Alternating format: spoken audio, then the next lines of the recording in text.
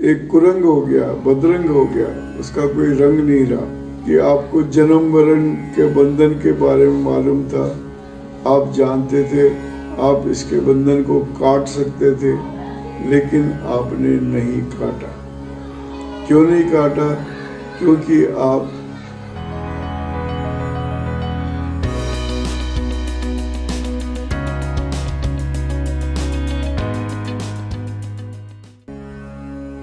साहिब बंदगी, साहिब बंदगी, साहिब बंदगी। भक्तों, आज हम बीजक की 15वीं साखी को लेकर आपके सामने उपस्थित हुए हैं। साखी बहुत ही महत्वपूर्ण है। इसमें सदगुरु कबीर ने निर्गुण और सगुण विचारधारा को अलग अलग विचारों से पृथक किया है। इसकी साखी इस तरह से है, हंसा तू तो सबल था, हलुकी अपनी चाल, रंग कुरंगे रंगिया, किया और लगवार। हे हंसा, हे जीवात्मा, तू तो सबल था। अरे तू अपने ज्ञान के अंदर बड़ा प्रकांड पंडित था, लेकिन तू ये कौन से चक्रों में फंस गया? हल्की अपनी चाल, तूने तो हमेशा के लिए अपना स्वभाव बदल दिया, अपना आचरण बदल दिया। किस लिए? रंग कुरंगे रंगिया, किया और लगवार। ये रंग कुरंगे वर्तमान में मानव के द्वारा निर्मित जड़ मूर्तियों को तूने पूजना शुरू कर दिया। उन जड़ मूर्तियों में कुछ भी नहीं रखा है और अपने अज्ञान के अंधकार में तू दुर्गुणों से भी लिप्त हो गया है। काम, क्रोध, लोभ, मोह, तृष्णा, वासना, ये सारे अवगुण तेरे शरीर में प्रविष्ट हो चुके हैं और तू भूल गया कि तू बहुत सबल था, बलवान था, लेकिन तू इन मूर्तियों के चक्कर में आकर भैरव, भूत आदि देवी देवताओं को तूने अपने से ज्यादा बलवान बना दिया, तो इनके सामने निर्बल हो गया। मैं इतना ही कह सकता हूँ, अगर तुझे अपने जीवन में सुधार लाना है तो तू पुनः आत्म तत्व की प्राप्ति कर, सगुण विचारधारा को छोड़ के निर्गुण विचारधारा में अपने ज्ञान को बढ़ा। क्योंकि सदगुरु कबीर ने कहा है कि ये जो ज्ञान है ये सर्वोच्च ज्ञान कहलाता है। इसलिए तू आत्मज्ञान को प्राप्त कर।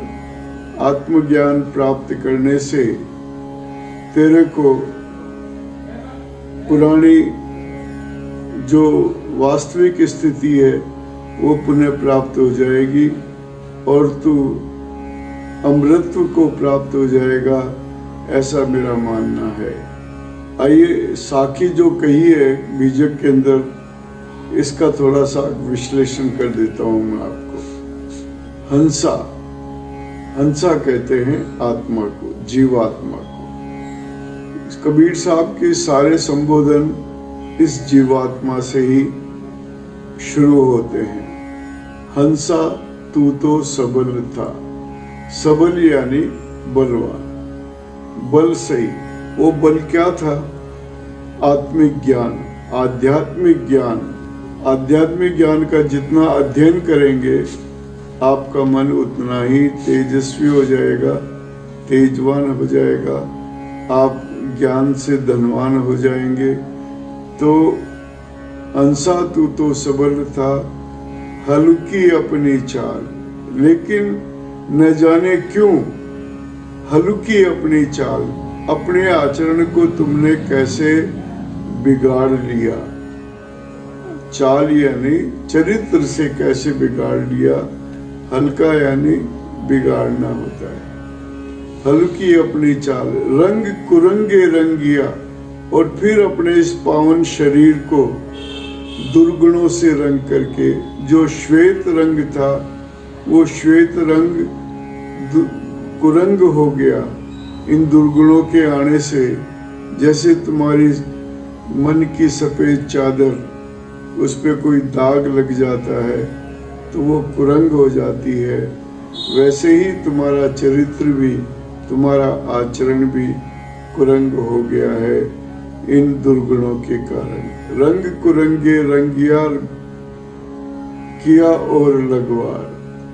लगवार मतलब ये जो जड़ मूर्ति के लिए मैंने कहा आपसे, जड़ मूर्तियों में विश्वास करना, उनको अपने से बड़ा मानना, उनको अपना आराध्य मानना, आराध्य मान करके उनकी आराधना करना, उनकी सेवा पूजा करना, उनके ज्ञान को अपने ज्ञान में शामिल करना, ये सब बातें आपको लाभदायक नहीं होती है। और इन बातों को छोड़ करके आपको अपने शरीर को पवित्र करना होगा, जो मैंने आपको साखी के माध्यम से पहले बता दिया। तो रंग कुरंगे रंगिया किया और लगवा, उनको अपने ऊपर हावी मत होने दो। मूर्ति पूजा को छोड़ करके उस निरंजन को, निर्गुण विचारधारा में ईश्वर का कोई रूप नहीं है, लेकिन ईश्वर की आराधना हम बीजक के माध्यम से करना चाहते हैं। सदगुरु कबीर ने ये निर्गुण विचारधारा के सारे उपदेश इस बीजक में समावेश किए हैं। इनके ऊपर चलने से हमें उस एकाकार निरंजन की प्राप्ति हो सकती है, ऐसा मेरा विश्वास है। सगुण विचारधारा में आप मूर्ति पूजा में जाएंगे, आप वहाँ श्रृंगार कर लेंगे, फूल चढ़ा देंगे, प्रसाद चढ़ा देंगे, जय जयकार लगा देंगे, लेकिन आपको वहाँ से कुछ मिलेगा नहीं। मिलना मनन करने जैसा है। मनन करेंगे, ज्ञान की वृद्धि होगी। ज्ञान की वृद्धि होगी तो स्वयं आपको निरंजन निराकार प्रभु की प्राप्ति होगी, ऐसा हमारे गुरु महाराज ने कहा है। ध्यान करने के कई तरीके हैं। ध्यान से मतलब अपने मन को एकाग्र करो, एकाग्र करके उसमें किसी एक चीज को, जैसे नाम की ध्वनि करनी है तो नाम की ध्वनि करते रहिए, मन को एकाग्र रखिए, ताकि जो नाम का फल है वो पुण्य के रूप में आपको इकट्ठा हो जाए। तो ध्यान करो, मनन करो, भजन करो, सत्संग करो, उपदेश करो, सद्गुरु की वाणियों का प्रचार प्रसार करो। यही सत्संग का एक माध्यम माना जाता है। लगवार का मतलब परमात्मा को छोड़ करके भूत भैरव आदि देवी देवताओं में अपने ध्यान को लगाना, उनकी सेवा पूजा करना, उनकी आराधना करना, यही लगवार का मतलब है। परमात्मा की प्राप्ति के लिए मैं आपको 2 लाइन में पूरा नहीं बता सकता। परमात्मा का वर्णन करने के लिए बड़े विस्तृत ज्ञान की आवश्यकता है, जो आने वाले समय में जो साखियों के माध्यम से हमको बताने की कोशिश करें। सगुण नाम से धर्म, अर्थ, काम और मोक्ष। अब धर्म का मतलब धर्म करने की बात है। धर्म किस तरह किया जाता है ये आप सब जानते हैं। अर्थ पैसा संबंधी, पैसे कमाओ और पैसे का सदुपयोग करो। काम, काम से मतलब वासना से है, लेकिन वासना पवित्र होनी चाहिए। जगह जगह भटकने वाली चीज को वासना नहीं बोलते हैं, क्योंकि वो तो फिर एक भ्रष्ट रास्ता अपना लिया आपने। काम का मतलब अपने सीमित जीवन में भगवान ने काम को भी महत्व दिया है। और मोक्ष जो है ये तो सबसे परे हट करके है। मोक्ष का मतलब इन तीनों को छोड़ करके आप केवल ईश्वर की भक्ति में लग जाएं और भक्ति करते रहें, वही मोक्ष का एक छोटा सा रूप है। लोग ज्यादातर सगुण विचारधारा में विश्वास करते हैं। सगुण में आपके सामने रूप, सज्जा, श्रृंगार, प्रसाद, 56 भोग, दिया आरती, धूम धड़क्का, बाजे बजाओ, ये करो वो करो, ये सब आते हैं। निर्गुण विचारधारा में ये कुछ भी नहीं। निर्गुण विचारधारा में तो मूर्ति भी नहीं होती है। अब कई बार मूर्ति की आराधना करते हैं तो वो फिर मूर्ति पूजा हो जाती है। कुछ लोग अपने कबीर स्थान में आते हैं तो मेरे से पूछते हैं मत्था कहाँ टेके, तो हम फिर चरणों की ओर ध्यान देकर के कहते हैं आप यहाँ मत्था टेको। फिर वो प्रश्न पे प्रश्न किए जाते हैं, तो हमारे पास तो खाली चरण है या चित्र है, तो वो कहते हैं कि ये चित्र आपका वास्तविक है, तो हम कहते हैं वास्तविक नहीं है, ये तो एक प्रतीक है, जैसे राम का चित्र कहीं नहीं है। लेकिन जिसके हाथ में धनुष बाण है वो राम का प्रतीक हो गया, जिसके हाथ में बांसुरी है वो कृष्ण का प्रतीक हो गया, जिसके हाथ में गदा है वो बड़ा बलवान है, वो हनुमान जी हो गए, जिसके सिर पे सांप है और गंगा निकल रही है और हाथ में डमरू है वो शंकर भगवान हो गए। तो ये सब प्रतीकात्मक चीजें हैं।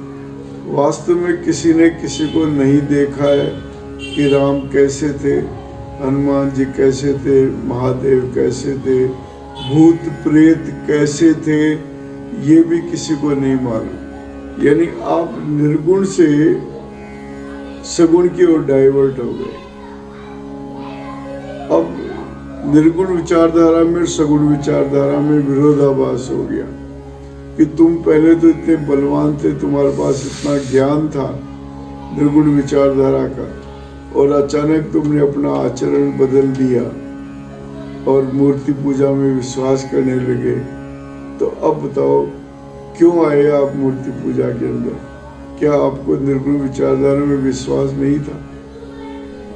क्यों आए आप धर्म अर्थ काम मोक्ष को छोड़ करके काम क्रोध लोभ आदि दुर्गुणों में फंस करके अपने जीवन को आपने कुरंग कर लिया, यानी उसको गलत रास्ते पे डाल दिया। एक तो रंग लिया, एक कुरंग हो गया, बदरंग हो गया, उसका कोई रंग नहीं रहा।